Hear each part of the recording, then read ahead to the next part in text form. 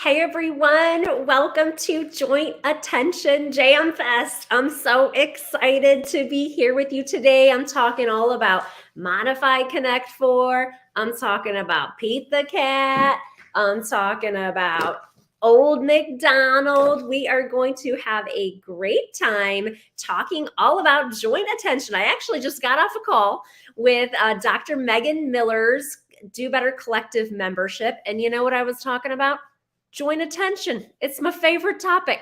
It was really fun to connect with you if you're over in that talk as well. So today I want to talk all about joint attention, and I want to talk about how can we use books, music, and play with our autistic learners to work on social engagement and to help our students find their voice. If you've been joining me each week, welcome back. I see some familiar faces. Tell me where you're tuning in from. I'm here in snowy and cold Ohio, but it's great. My kids had a snow day yesterday. So joint attention, we're working on social engagement, shared activities, and how can we work on these shared activities with our students. So tonight I'm going to share a book, I'm going to share music, and I'm going to share a play activity that you could use tomorrow in your next therapy session. So the book that I want to share today is Pete the Cat. Pete the Cat and the Pizza Party. This is a very funny book and actually a nice book if you're working with school age students. So the past couple weeks, I've been focusing on preschool age students. This book, I think, is a little bit better for students that are school age. Have you ever put a sock on a pizza? Kids love this book. So as you can see, Pete the Cat and the Pizza Party, they put all these funny things on their pizza. I'm going to let you see a sock, mud, watermelon. And so they put all these funny things. Let me know in the comments, have you used this book in therapy? So the things that we want to think about when we're using a book in therapy is we want to say to our students, oh, we're going to read a book. We want to be energetic. We want to be our level of energetic. So, oh, hey, Michigan, I believe. Nice to see you. So we want to be our level of energetic. The other thing that's super, super important is we want to use our own voice. I want to talk with my student and use my own voice. Is it great to use YouTube? It's great. Hey, for you, we're streaming on YouTube. Is it great to use Epic Books sometimes? Yeah, but when we're working on joint attention, a shared activity, we want to use our own voice and we want to use an energetic voice. Now, my level of energetic versus your level of energetic might be different. Everybody's energetic is different. If you like to do character voices, go for it. If you're not like that, then you do you, okay? So we want to use our own voice and we want it to be engaging and energetic. And so we want it to be fun for the kids. This is a cute book. They're having a pizza party. He puts all these funny things on pizza. First, it starts out kind of normal. He puts on a pretzel. Okay. They're having a pizza party. They're having so much fun. We're talking about Pete the Cat and the Pizza Party. Next, he puts on pistachios. Okay. Then he puts on a pickle. Kids think this is hilarious. He puts on a pickle, and it lends itself to so many things. If your kids are verbal and they're able to verbalize or use their device, would you want to eat a pickle? A pickle? Yucky. And kids think it's super, super funny. Popcorn. They put on popcorn. They end up putting on a papaya, which I don't know if yes, I've had papaya. And then after they have all these gross things, they put it in the microwave and they heat it up. It is the funniest book. So joint attention, one of the ways that we can work on that is through literacy. So this week, if you haven't used Pete the Cat and the Perfect Pizza Party, you got to use it. It's super, super fun. And let me know in the comments, have you used this book before? Have you used it? Okay, now I want to tell you about a song that I love and enjoy. I love and enjoy using Old MacDonald. Now, this is a visual that I made probably 15 years ago. Okay, for Old MacDonald. I was working somewhere, there was no color printer. Is that relatable content? Probably. It's hard to find a color printer, but we did have Velcro, which was nice, and a laminator. So I have on my TPT store a product called Early Intervention Songs. And it's beautiful. We have it in color, but we also have it in black and white too, if you're not doing color. Kids like these because you can tear off. You can say, Old MacDonald had a farm, E-I-E-I, expectant pause. Maybe they'll say oh. If not, oh. And on this farm, he had a cow with a moo moo here and a moo moo there. Here a moo, there a moo, everywhere a moo moo. So sometimes I'll have the kids tear the icon off, or sometimes I'll put the icon down by the student and they put it on. And that's a nice way to interact. Michelle said, my high school student told me today that Pete the Cat is his favorite book. Agreed. Hey, I'm 40, almost 44. And I love Pete the Cat too. I think I pretty much have it memorized, and probably my husband too, because we share an office and sometimes I do teletherapy and he probably has it memorized too. It's one of my favorites.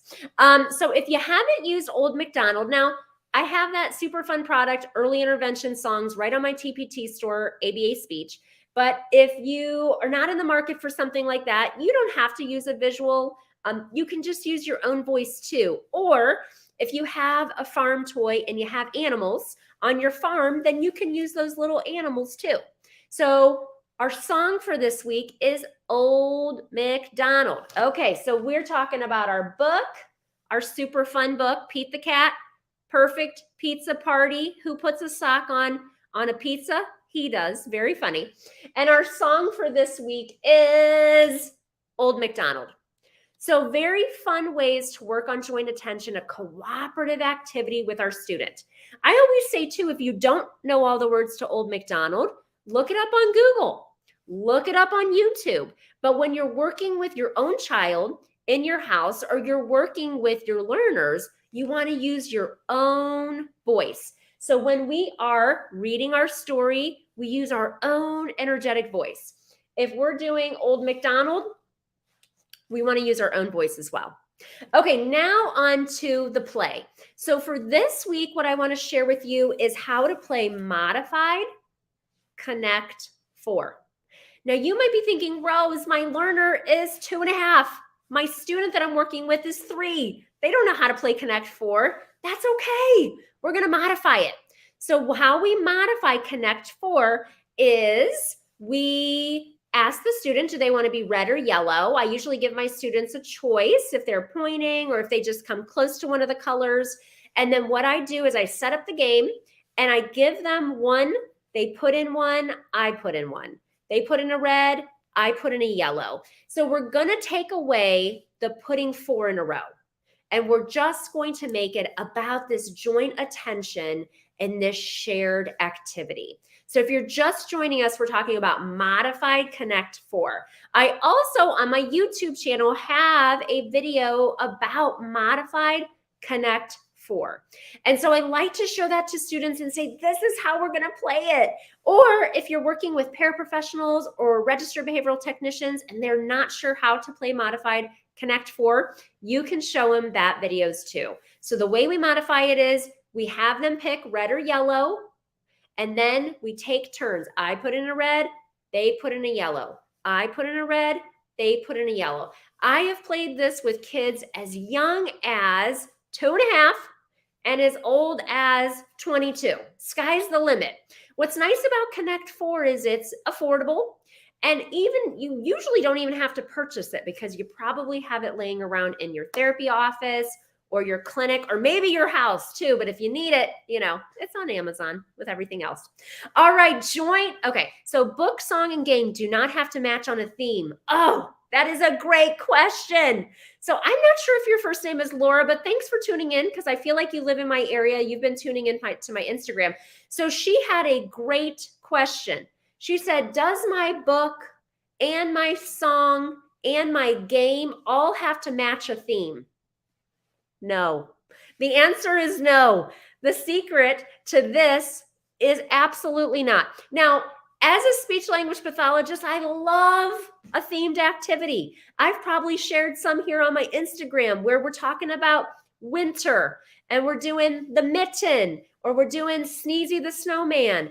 And then our song, what would our song be? And then our game is paper plate ice skating, which I haven't even shared that one yet here. So no, it doesn't have to all be on a theme. We just want to think of a joint attention. How can we work on joint attention? Because we know when we have this shared activity that we're working on social engagement.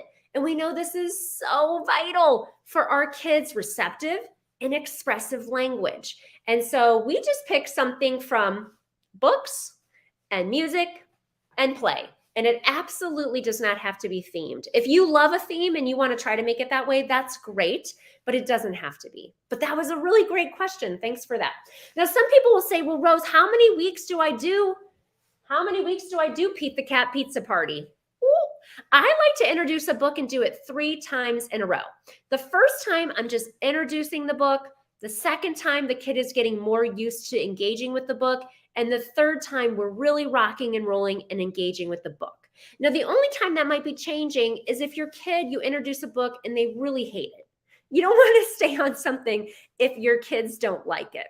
You said, what's your favorite YouTube music channel? I don't know if I have a favorite YouTube music channel. I really don't.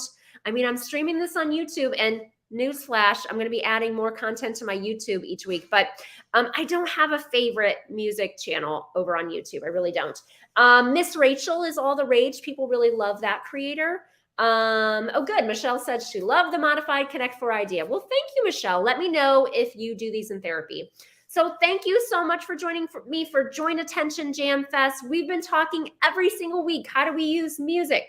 How do we use books? And how do we use play to help our students increase their joint attention skills and start finding their voice? I hope that you will join me. Actually, next week, we might be tuning in on Mondays, but I'll let you know, because every single day I'm coming live, I will put a graphic up over on ABA Speech. So if you want to see anything that I talked about today, make sure that you check out my YouTube channel, because that's where I have Modified Connect 4. And if you're on my email list, I'm sending you an email tomorrow. I am doing a free, live, ASHA approved lunchtime training from noon to 1 p.m. Eastern, all about functional speech therapy for middle and high school students. So it's kind of like lunchtime learning, because I'm on the East Coast and that's kind of my lunchtime. So if you want to hang out with me tomorrow, click the link in my profile. I'm doing a live webinar, but if you need CEUs, get on my email list, because we are doing live trainings almost every single week. And it's been so fun. This week we had over 300 people live, and we talked about natural environment teaching, and it was great.